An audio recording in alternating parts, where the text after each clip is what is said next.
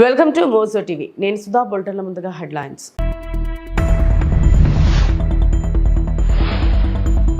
దేశంలోని పరివర్తనలు పౌరులలో రిస్క్ తీసుకునే సంస్కృతిని రాజ్యం చేశాయి. ప్రధాని నరేంద్ర మోడీ.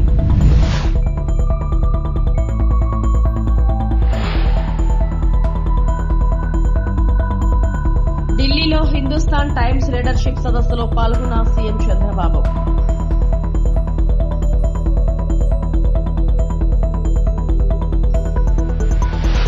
డబ్బా కొట్టుకోవడంలో చంద్రబాబు దిట్ట. భూమన కరుణాకర్ రెడ్డి మండిపాటు.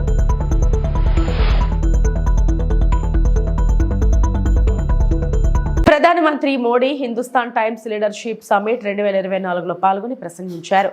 మరియు భారతీయ పౌరులతో పెరుగుతున్న రిస్క్ టేకింగ్ సంస్కృతిని గమనించారు. ఇది దేశం యొక్క పురోగతిపై విశ్వాసం మరియు విశ్వాసంతో ఆజ్యం పోసింది. तो देश के विकास पर एक अलग ही प्रभाव दिखता है. आप जानते हैं, पुरानी विकसित सभ्यताओं से लेकर आज के विकसित देशों तक एक चीज हमेशा से कॉमन रही है. ये कॉमन चीज है रिस्क टेकिंग का कल्चर. एक समय था जब हमारा देश पूरे विश्व के कॉमर्स और कल्चर का हॉटस्पॉट था. हमारे मर्चेंट्स और सेलर्स एक तरफ साउथ ईस्ट एशिया के साथ काम कर रहे थे, तो दूसरी ओर अरब, अफ्रीका और रोमन एम्पायर से भी उनका गहरा नाता जुड़ता था. उस समय के लोगों ने रिस्क लिया और इसलिए भारत के प्रोडक्ट्स और सर्विसेज सागर के दूसरे छोर तक पहुंच पाए. आजादी के बाद हमें रिस्क टेकिंग के इस कल्चर को और आगे बढ़ाना था. लेकिन आजादी के बाद की सरकारों ने तब के नागरिकों को वो हौसला ही नहीं दिया. इसका परिणाम यह हुआ कि कई पीढ़ियां एक कदम आगे बढ़ाने और 2 कदम पीछे खींचने में ही गुजर गई. अब बीते 10 सालों में देश में जो परिवर्तन आए हैं, उन्होंने भारत के नागरिकों में रिस्क टेकिंग कल्चर को फिर से नई ऊर्जा दी है. आज हमारा युवा हर क्षेत्र में रिस्क टेकर बनकर उभर रहा है. कभी एक कंपनी शुरू करना रिस्क माना जाता था. 10 साल पहले तक मुश्किल से किसी स्टार्टअप का नाम सुनते थे. आज देश में रजिस्टर्ड स्टार्टअप की संख्या सवाल. ఢిల్లీలో హిందుస్థాన్ టైమ్స్ లీడర్షిప్ సదస్సులో పాల్గొన్న సీఎం చంద్రబాబు. ఎన్డీఏ ప్రభుత్వానికి ప్రధాని మోడీకి మా సంపూర్ణ సహకారం ఉంటుంది. మన దేశం చాలా గొప్పది. ఈ దేశం కోసం అందరం కలిసి పనిచేస్తాం. మా అభిప్రాయాలు చెబుతూ ప్రధాని మోడీ నాయకత్వంలో ఈ దేశ అభివృద్ధి కోసం మా సంపూర్ణ సహకారం అందిస్తాం అని నారా చంద్రబాబు నాయుడు అన్నారు. I want to start by asking you, what does it feel like to be one of the most important aspects of this NDA 2.0 government? It's 3.0 government. Now you are seeing first time NDA under the leadership of Honorable Prime Minister. India has been recognized globally. For the last 10 years, he promoted India. Now, brand of India is very strong. Once brand is strong, then we can do wonders. That is what he has done. Now he is working Vikasit Bharat 2047 with clear vision, clear direction and process and policies. I am confident. So, being inside it, and as you said, you've seen Vajpayee, you've been a part of so many governments. Is there anything you can tell all of us which would give us a little better understanding? Because so much is known about Narendra Modi. But is there some insight that you can share with us about what it's like, how it is different from other people? He is a strong leader. is a modern in outlook, very progressive. Now reforms has been started in 1991. With internet revolution, technology has become handy for us. By using all these things, if you see, next level revolution or development Narendra Modi ji has done with consistent efforts. Otherwise, this type of development we cannot see. If you see now, globally, all countries are facing aging problem, or growth is very nominal. Only the country is growing 7.58%, only India. That is the strength of India under its leadership. I am confident there is a scope further. All of us will work together. 10% plus we can grow. No other country is having this advantage. I'll get back to the population question later because I know you have lots of ideas about it. But when you were talking about working with the PM, are you also able to make it like change his mind in certain ways? I know that the TDP, I read your statement before where you said that if something, we put our point of view forward. So in coalition, sir, are you able to influence them, change their mind about certain things? No, we are working with them for this great nation. I can say very clearly. No need to influence anybody, but we have to work together. Whenever he is having great ideas, not only endorsing, we will strengthen his efforts. That is where he is leader, we will follow him, we will work with him for logical conclusion. That is what I am saying. One of the new things, of course, sir, that has happened is NDA's meet. 2024-25 సంవత్సరానికి భారీ మరియు మధ్య తరహా సాగునీరు, మురుగునీటి పారుదల, వరద నియంత్రణ, చిన్న నీటి తరహా ప్రాజెక్టులపై అసెంబ్లీలో నోట్ ఆన్ డిమాండ్స్ మంత్రి నిమ్మల రామానాయుడు ప్రవేశపెట్టడం జరిగింది. I beg to move that the government be granted a sum not exceeding rupees 15,513 crores 65 lakhs 2,000 under demand number 33 major and medium irrigation. I beg to move that the government be granted a sum not exceeding rupees 1,221 crores 97 lakhs 60,000 under demand number 34 minor irrigation. Self డబ్బా కొట్టుకోవడంతో చంద్రబాబు దిట్ట అని వైఎస్ఆర్సీపీ రాష్ట్ర అధికార ప్రతినిధి భూమన కరుణాకర్ రెడ్డి మండిపడ్డారు. Yellow మీడియాను అడ్డు పెట్టుకుని చంద్రబాబు ఇష్టం వచ్చినట్లు అబద్ధాలు ప్రచారం చేస్తున్నారు.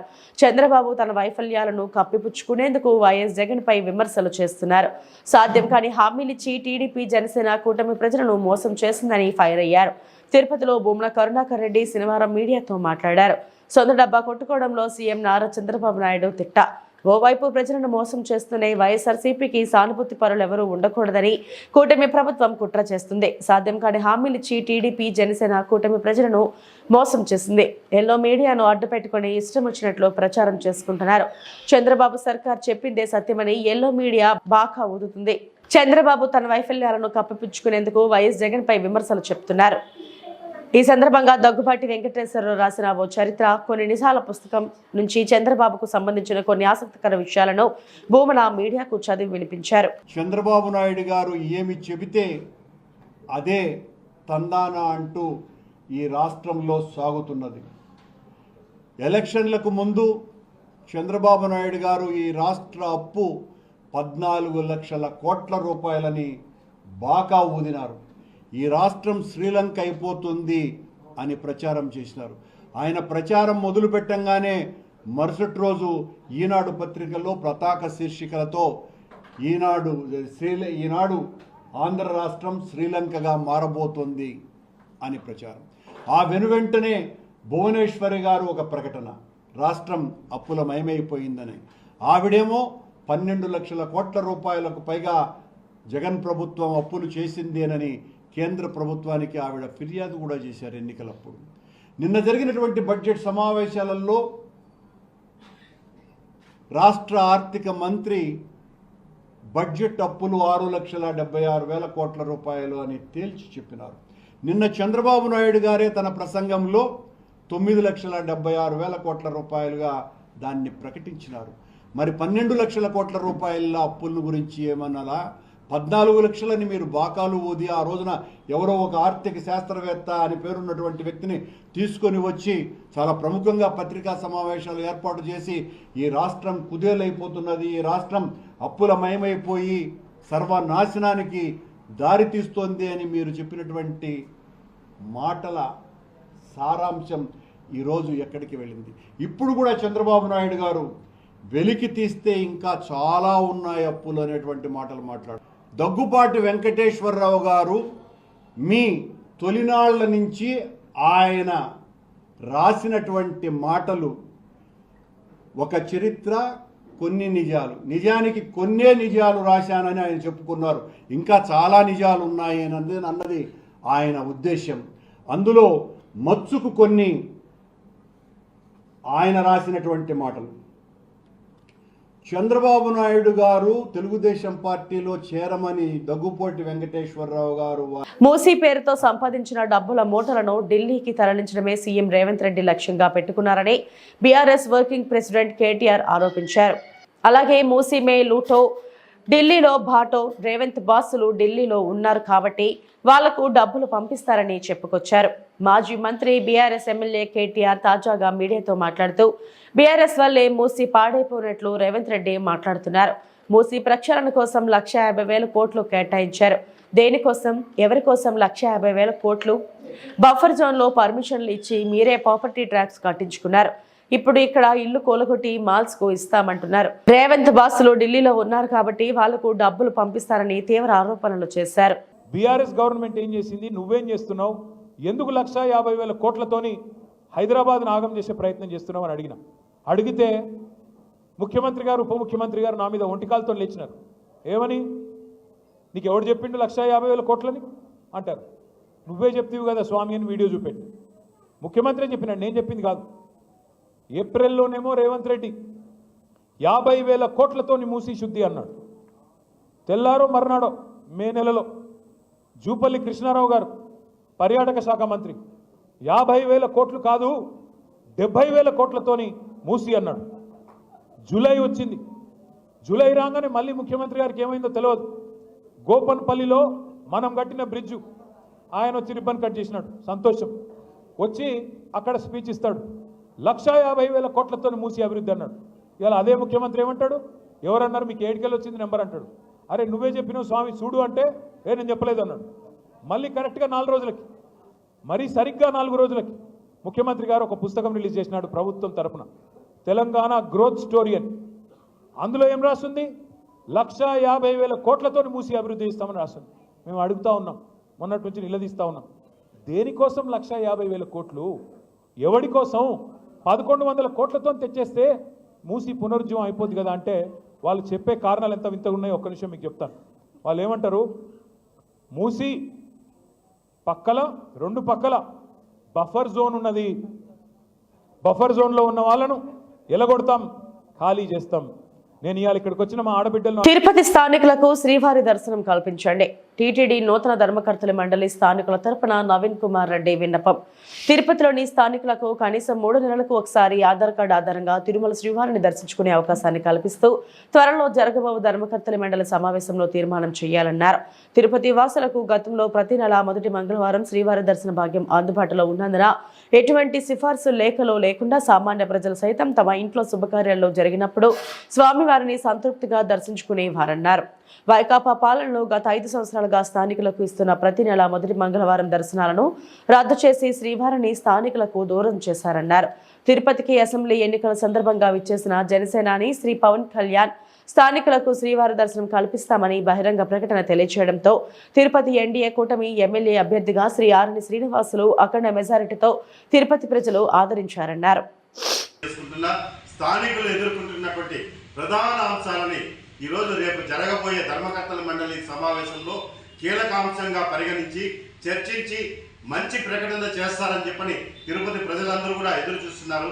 అందులో ముఖ్యంగా గతంలో ఉన్నటువంటి ప్రభుత్వాలు తిరుపతిలో ఉన్నటువంటి స్థానికులకి ఆధార్ కార్డు ఆధారంగా తిరుమల శ్రీవారిని ఇంట్లో శుభకార్యాలు జరిగినప్పుడు వెళ్ళి దర్శించుకునే వాళ్ళని, ఏ సిఫార్సు లేఖలు లేకుండా మహతి ఆడిటోరియంలో ఇచ్చేవాళ్ళు. అలాంటిది గత 5 సంవత్సరాల వైఎస్ఆర్ ప్రభుత్వం అధికారంలోకి వచ్చిన తర్వాత స్థానికుల్ని తిరుమల శ్రీవారి దర్శనాన్ని దూరం చేసేశారు, రద్దు చేసేశారు. దీంతో అనేక మంది స్థానికులు, తిరుపతిలో ఉన్నటువంటి స్థానికులంతా కూడా ఇంట్లో శుభకార్యాల్లో జరిగిన, బిడ్డలకు ఉద్యోగాలు వచ్చినా, పరీక్షల్లో పాస్ అయినా తిరుమల శ్రీవారి దర్శనానికి వెళ్ళాలంటే అగమ్య గోచరంగా తయారైపోయింది. సిఫార్సు లేఖలు ఎవరిని అడగాలో తెలియని పరిస్థితి. సామాన్య ప్రజలండి. నేను టిటిడి ధర్మకర్తల మండలి చైర్మన్ గారికి స్థానికుడుగా విజ్ఞప్తి చేస్తున్నా, దయచేసి మనం ఏదైతే గతంలో కొనసాగిస్తా ఉన్నామో ప్రతి మొదటి మంగళవారం స్థానికులకు శ్రీవారి దర్శనాన్ని దాన్ని కొనసాగించేలా మీరు తీర్మానం చేయండి. ప్రతి 3 నెలలకు ఒకసారి కనీసం స్థానికులతో ఆధార్ కార్డు ఆధారంగా ఒక కుటుంబానికి అనుమతించండి. అదేవిధంగా త్వరలో వైకుంఠ ఏకాదశి రాబోతోంది. వైకుంఠ ఏకాదశి, ద్వాదశి పర్వదినాలు గతంలో 10 రోజులకి పెంచడం జరిగింది. అందులో భాగంగా ఒక్కరోజు స్థానికులకి ఆధార్ కార్డు ఆధారంగా వైకుంఠ ఏకాదశి దర్శన భాగ్యాన్ని కల్పించాలని చెప్పని. ఎందుకంటే ఈరోజు తిరుమలకి వెళ్ళాలంటే స్థానికులు భయపడిపోయే పరిస్థితి వస్తుంది. కాబట్టి ఈ 2 ప్రధాన అంశాలుగా మనం తీసుకొని స్థానికులకి శ్రీవారి దర్శనాన్ని దగ్గర చేర్చాలని చెప్పి కోరుకుంటున్నాం. ముఖ్యంగా ఎన్డీఏ కూటమి అభ్యర్థిగా, తిరుపతి జనసేన అభ్యర్థిగా పోటీలో ఉన్నటువంటి అభ్యర్థికి అఖండ మెజార్టీతో తిరుపతి ప్రజలు గెలిపించాలంటే అందులో ప్రధాన కారణం ఒకటి ఉందండి. అది పవన్ కళ్యాణ్ గారు తిరుపతి బహిరంగ సభ వేదికగా మేము అధికారంలోకి వచ్చిన వెంటనే తిరుపతిలోని స్థానికులకి గతంలో రద్దు చేసిన దర్శనాలు ఏదైతే ఉన్నాయో స్థానికుల కోటా కింద దాన్ని పునరుద్ధరిస్తామని చెప్పి ప్రకటించడంతో తిరుపతిలోని ప్రజలంతా కూడా పార్టీలకు అతీతంగా ఈరోజు స్వామివారి దర్శనం మనకు లభిస్తుంది, ఎటువంటి సిఫార్సు లేకుండా పవన్ కళ్యాణ్ గారు హామీ ఇచ్చారంటే ఖచ్చితంగా నిలబెట్టుకుంటారు అన్నటువంటి నమ్మకంతో, విశ్వాసంతో అఖండ మెజారిటీతో ఈరోజు తిరుపతి జనసేన అభ్యర్థిని గెలిపించడం జరిగింది. కాబట్టి ఇచ్చిన మాట ప్రకారం ఎన్డీఏ కూటమి మీద బాధ్యత ఉంది. కాబట్టి ఈరోజు బోర్డు సభ్యులు కూడా స్థానికులు ఉన్నారు. కాబట్టి తిరుపతి తిరుమల దేవస్థానానికి స్థానికులకి ఉన్న అనుబంధాన్ని ఇంకా దగ్గర చేర్చాలని. ఎందుకంటే భారతదేశంలో ఏ హిందూ దేవాలయానికి వెళ్ళినా కూడా శబరిమల ఉంది, షిర్డీ ఉంది, అనేక దేవాలయాలు ఉన్నాయి. అక్కడ స్థానికులకి దర్శనాలలో ఒక ప్రాధాన్యత ఇస్తున్నారు. అదే ప్రాధాన్యతని తిరుపతి వాసులు కూడా కల్పించే విధంగా టీటీడీ చైర్మన్ గారు నిర్ణయం తీసుకుంటే తిరుపతి ప్రజలంతా కూడా. సింహాద్రి అప్పన్న వరాహ పుష్కరంలో జలహారతి ఘనంగా జరిగింది.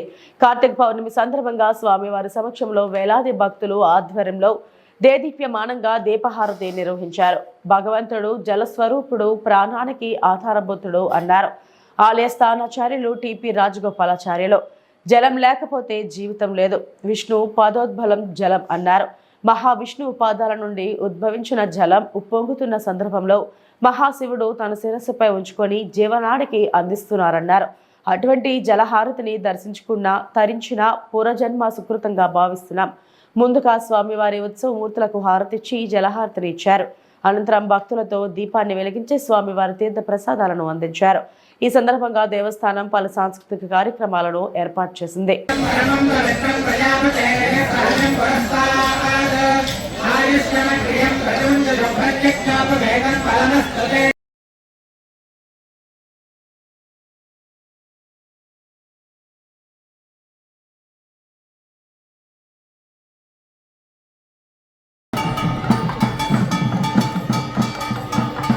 కొద్ది కిందకి